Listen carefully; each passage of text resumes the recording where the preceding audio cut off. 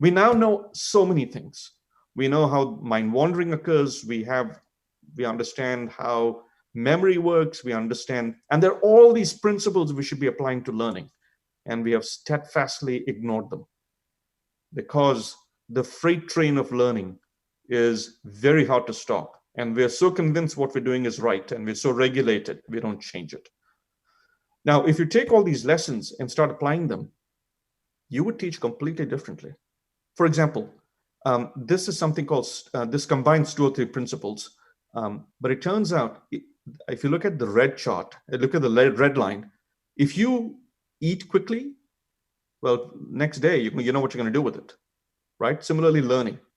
If you learn very quickly, as if you're putting a lot of food in your mouth, it's not going to last in your body very long. For long-lasting learning, you actually want to do short chunks. You want to learn over a long time, slowly, and you want to repeat things. And then you get long-lasting learning. And that is applying principles like spaced retrieval. Hermann Ebbinghaus is the scientist who many decades ago, actually more than 100 years ago, discovered that the path to remembrance is through forgetting. In fact, forgetting is the body's signal, the brain's signal to itself that if I'm reminded of this, I'm actually going to remember it longer. Yet every time a student forgets, we get upset with them.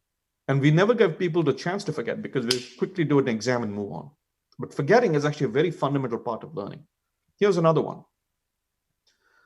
Let us say you're learning something in mathematics, like how to calculate the volume of a sphere and how to calculate the volume of a cone and how to calculate the volume of a cylinder. Every book has a chapter on spheres, a chapter on cones, and a chapter on cylinders. But all the science tells us you're better off doing cylinder, sphere, cone, and mixing it up. And the reason is every time you have to do a different problem, you have to forget the old program, upload the new method, and use it. And it's in the uploading that the memory occurs. And you can see we ignore it in the classroom, right? It's fascinating how many lessons we know. Here's another one.